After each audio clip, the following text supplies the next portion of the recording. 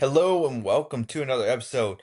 We are doing a Thanksgiving special episode, actually. So this one's going to be pretty short. This is going to be a shorter podcast because I know a lot of you are like enjoying Thanksgiving with your family and don't really have time to watch this full video if it were to be 30 to 45 minutes to an hour long.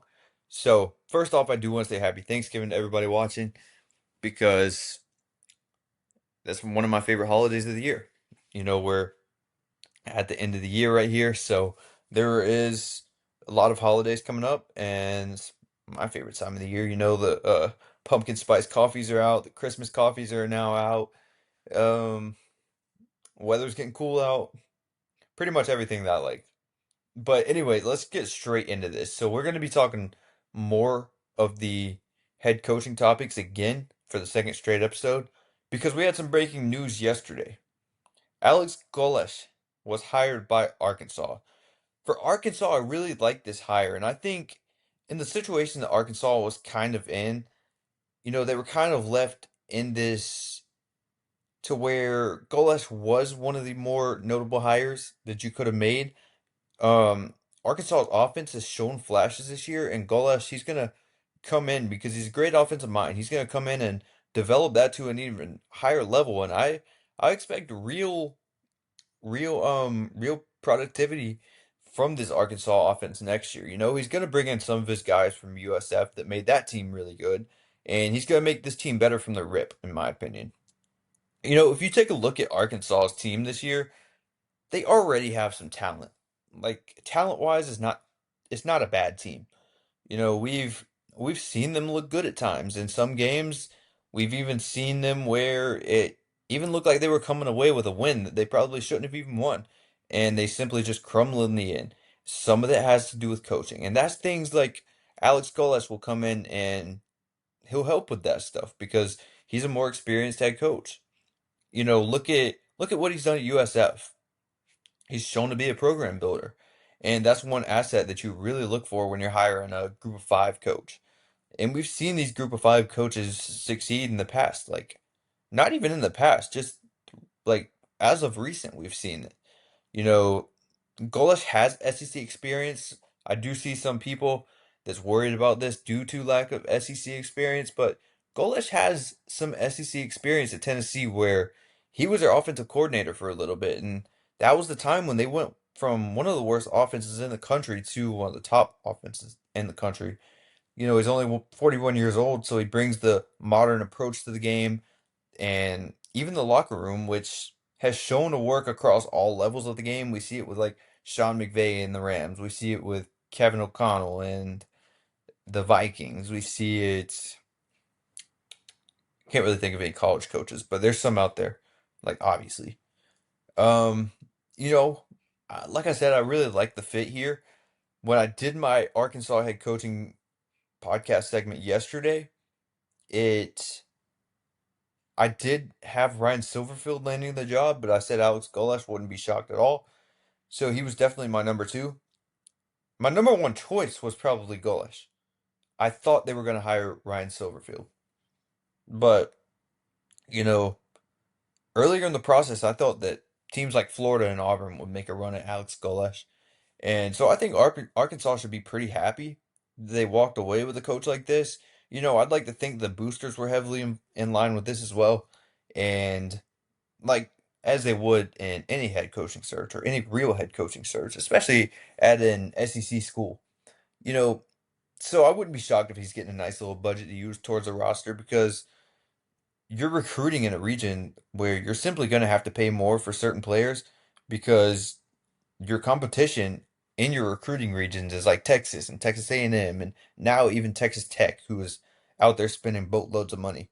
So I think the transfer portal will be big for Arkansas and Alex Golesh, especially like mostly at the beginning, because like I said, he will have a lot of those USF players come in. I think he comes in and succeeds pretty quickly. It might take a year or two to turn it around, but I mean, I wouldn't be shocked if they had 5, 6, 7 wins next year. I mean, I don't know. We'll just have to see. And also, I can vouch that Arkansas did offer and make a run at Eric Morris. I think they really wanted Eric Morris, who just got hired by Oklahoma State yesterday. It seems like he just simply chose Oklahoma State over Arkansas, but I do think that Arkansas made a pretty big push to get him. I think he was probably at the top of their board, followed by Golesh, which they landed, and I don't think you could be too mad at that at all. So, another team, the rumors have started to kind of spiral a little bit these last few days, is Penn State. So, we'll get into that. So, there's been a candidate going around for Penn State. I'm sure you've heard of it. We've heard on the Josh Pat show. We've heard Adam Brenneman tweet about it. Like he tweeted about it a few days ago or about a week ago that there's a shock name out there. It's a mystery candidate. They're calling it a mystery candidate. Nobody really knows who it is. There's a lot of speculation as to who it could be. And here's the layout to kind of what they've explained it to be. They said you could take 15 guesses and not guess it. And they said that he's not been talked about or discussed in any other coaching searches and that he would be a weird fit for Penn State. I tweeted out yesterday on my Twitter that if I were Penn State and you want to go out and get a proven winner because you fire James Franklin to go out and get another winner, someone who you think can come in and win more games. So you're not really, I mean, you can take the boomer bust route, but more likely after firing a guy like James Franklin, you do want to go out and get a guy that you know can win games. So, you know, if you don't want to go the G5 route and didn't go Bob Chesney, I tweeted out that I think you go out and you make like a Lincoln Riley to USC or Brian Kelly to LSU type of move that we saw a few years ago, meaning a move that nobody's really expecting to happen. Maybe a coach that they would think would stay put at where they are because they're succeeding so much right now. I'm dialing the phone up and I'm calling Kalani Sitake right now and trying to pry him away from BYU. You know, I think that's the guy that they've been talking about. I think the guy is Kalani Sitake. Wouldn't be shocked at all if it were to be Kalani Sitake. You know, he's a great football coach. He's taken BYU to, I mean, it seems like likely they're most likely in the college football playoffs this year with a freshman quarterback who transferred in late. People forget that Bear Bachmeier was not there for the whole spring practice as he transferred from Stanford after their head coach got fired. So, one of the main questions is can he recruit in the region that Penn State really succeeds in? If he can, I'd like to assume he would still recruit that Utah region that he's currently in, which is rapidly growing in terms of like high school football and development, player development at the next level. You know, high school football in Utah is really on the rise. You have schools like Lone Peak and Corner Canyon and some others that BYU is heavily recruited, like really this year and even in the past. So if you're Penn State and you do think that if you so like basically what I'm saying is if you're Penn State, do you also think that there's a possibility that you get Bear Bachmeier or Ryder Lyons that is committed right now to BYU? You know, how many of these BYU recruits are committed to Sataki and how many are committed to the school itself? Because it's kind of tough to say because there is a strong religious view of BYU, which I think a lot of players, I think Ryder Lyons is one of those that I think he committed not fully because of his religion, but it's definitely a part of it based off of interviews that I've seen. And I think that's a good bit of this BYU squad. But you would also have to think that there's a handful there that chose maybe BYU over Utah because of Kalani Sitake. There's some people there that aren't Mormon that probably chose the school because of Sitake and how much success he's had and how much, yeah, like really all around success, like as to just winning games, developing players at the next level, and just everything. Like I think Kalani Sitake's a really good coach. But yes, it is a weird fit for Penn State. And another thing is if you are Penn State, you have trouble, not really trouble, but there are some struggles recruiting in your region because you do have the Michigans and Ohio States that you're kind of competing with, mainly Ohio State. Do you think that you can go out and have access to this Utah recruiting region as well? Because Sataki has ties to that Utah region, not just because he's at BYU. Like it goes pretty deep there with Sataki. So that's very interesting. BYU, they have good boosters now. They're really starting to spend a lot of money right now. You saw they paid AJ DeBansta in basketball. They paid Ryder Lyons to come in a pretty hefty amount from what I've seen. So you'd like to think that Penn State could offer a little bit more, being that they are a bigger school in some ways, and also a place that's slightly easier to recruit with a higher ceiling, I would go as far to say. I think that Penn State has a higher ceiling than BYU because, I mean, there's many different reasons. Religion is one of them, and that's not everything, but that is one of them. I mean, we've seen it with Notre Dame before. Um, yeah, I mean, there's many reasons I can name, and that's nothing against BYU either, because I love BYU. I love BYU. I've watched every single BYU game the past 5 or 6 years. I love BYU, and Sataki's been one of my favorite coaches in the entire country. Bear Bachmeier is my favorite quarterback in the country. Nothing against BYU. No, not nothing at all. I'm just strictly comparing the two as to just assumptions. But yeah, I mean, another candidate, Kalen DeBoer is still up in the air pretty heavily that I'm seeing, depending on the Auburn game, is what I've heard. Who knows what that means? I didn't expect this to happen, and I don't expect this to happen, but there are still some rumblings, and seems like they're getting louder and louder each day. Like I said, I don't know the reasoning behind this because I do think that Alabama still really likes DeBoer. I don't think they would give up on him too early. Yeah, the fan base might try and run him out if he loses to Auburn. And at what point does Alabama have to listen?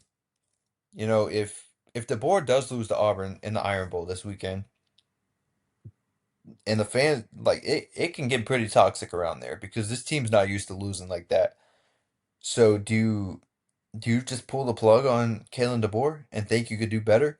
Do you pull the plug on Kalen DeBoer now while Lane Kiffin is out there available? I don't know. I don't know. I just think that if you're doing it in a non-Kiffin market, I don't really see him doing it unless something really spirals the opposite way. Because I can't think of any candidates out there that you would really hire. Do you go out and get Kenny Dillingham? I feel like that's not much different than you going out and getting Kalen DeBoer. You know, so I don't know what's up with that.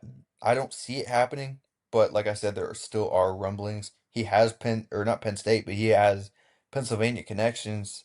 I don't know. I don't know. I've heard reports saying that the Iron Bowl could be big, whether to Kalen DeBoer is available or not. I still don't see them firing DeBoer, even if he were to lose this game. But I don't. We'll see. We've seen crazier. That's all I'm gonna say. For a little while, it looked like Eli Drinkwitz was the guy for Penn State. I think that Drinkwitz has now fallen out of the search for Penn State. I think that he is in negotiations with Missouri on a contract extension there. If not, then Florida's heavily after him if they don't land Kiffin, or at least that's the word that you hear. I don't know how much truth there is to that, but I know that they have been tied to Eli Drinkwitz. Um, so yeah, I do think that Penn State is out of the race there. I expect them to probably stay at Missouri at this point, especially with these last few weeks he's had. Like the second half of the season hasn't been the greatest for him, and people are really bringing up his record against ranked teams, and that's kind of prying some people away, as of the fan bases at least.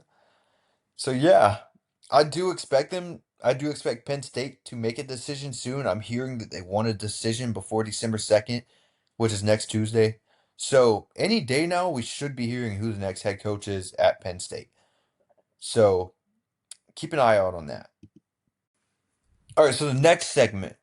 This is a fun one that I've been waiting to do, because the dominoes are really starting to fall. I'm gonna predict some head coaches where they land.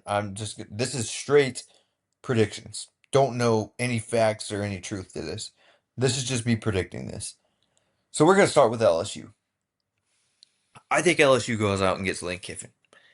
I think that's yeah, it's the boring answer. I think that's what's gonna happen. It seems like LSU has a lead here, and I think that they're seemingly running away with the job at this point. I think that I would almost be shocked if Kiffin doesn't land at LSU at this point. I do think that Florida's still in play, and I do think that Ole Miss is still in play, but I just don't think you could turn down an LSU job unless he really values those Florida ties that he has, like family Florida ties.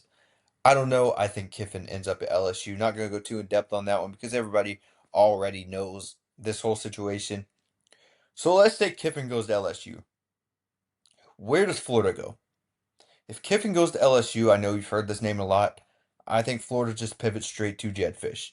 There are some names out there, such as Lincoln Riley. When Lincoln Riley has doubled down already on wanting to stay at USC, there are some other names as well. Clark Lee could be one. You know, I think if Florida doesn't land Kiffin, they'll pivot to Jedd Fisch. He's done a good job at Washington. He's alumni at Florida as well, so I think that definitely adds to it. And there's always a consideration. Um, there have been talks of him wanting a way out of Washington. Don't know how much truth there is to that, but I've seen multiple reports about that.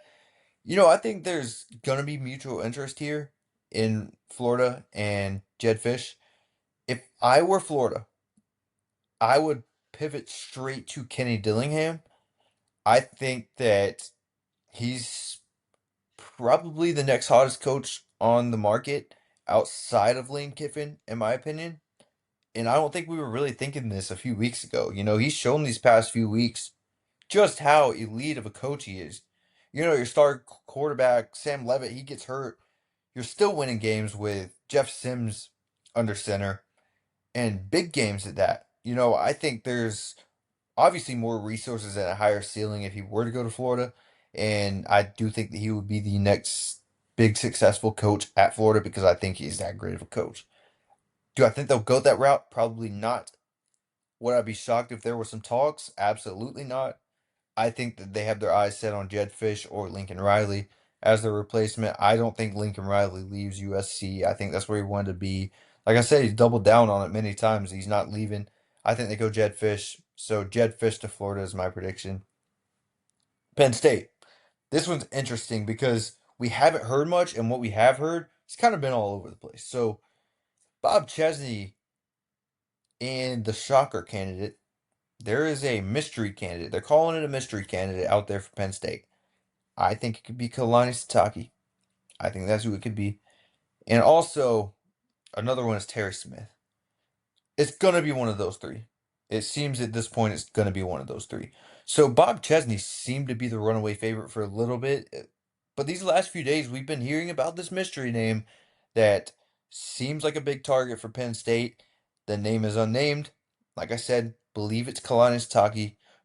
Definitely a strange fit, as mentioned by many reports that haven't included the name. So I think it aligns perfectly.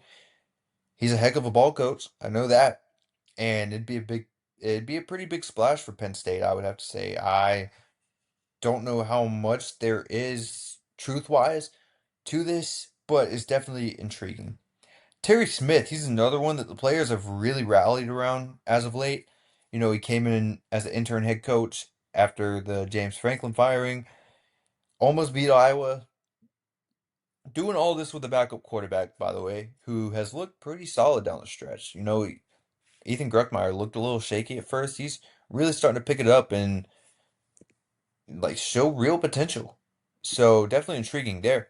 But anyways, Terry Smith, like I said, came in, almost beat Iowa, beat Michigan State, destroyed Nebraska.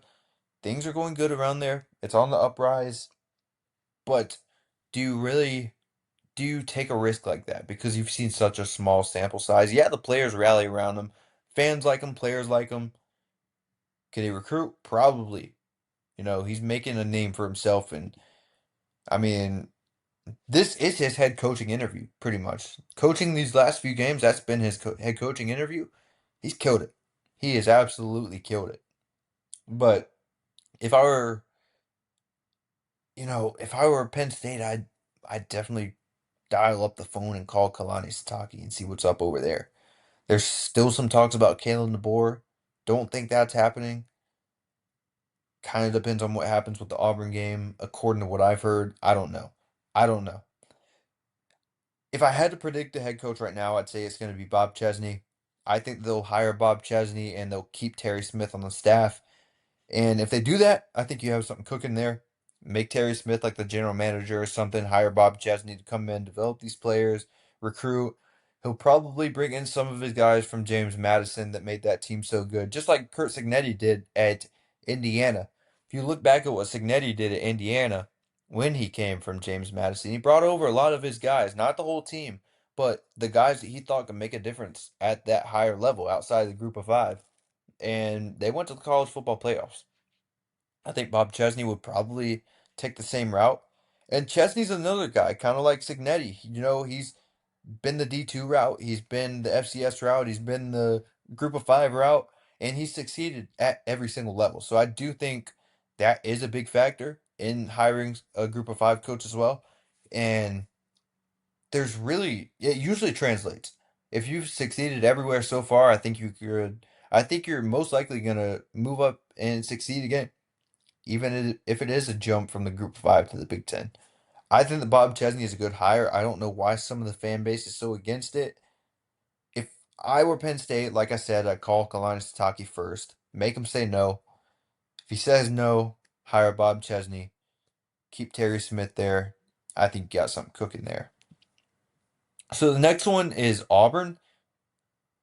I think they just go straight up John Summerall. His wife is a Auburn alumni. They seem to be fully dialed in on Summerall at this point already. I expect an announcement coming really soon, really anytime. Could be tomorrow, could be today. We don't know. Could be Saturday, Sunday. I don't know. But at this point, I'd be pretty shocked if it's not Summerall. But I am very intrigued to see what happens if the Ole Miss job does open before they come to an agreement. Summerall and Auburn, that is, because he has deep Ole Miss ties. I wouldn't be shocked if that could be what's holding this up right now. Why Summerall hasn't officially signed with Auburn? Maybe he has, and we just don't know.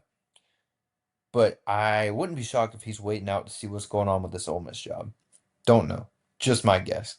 But I'm taking John Summerall here. Next one is the newest one, is Cal.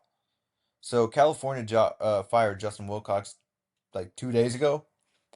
And the first name, another one, as soon as the Cal job opened, Tosh Lapoy jumped off immediately. He was named the favorite. And right now, it seems like this coach or this search is, yeah, they're early on in the search. Seems like it's Tosh Lapoy's to lose, like from the get go. Tosh Lapoy, the defensive coordinator at Oregon, by the way. I think that's who it is. It's plain and simple there. The next one is UCLA. UCLA is one that I've had trouble reading, and I think everybody's had trouble reading. I think there's a few names, but there is one name that's emerged down the stretch, like as of late, and this is another one. Like I expect to hear announcements from all of these schools within the next week or two.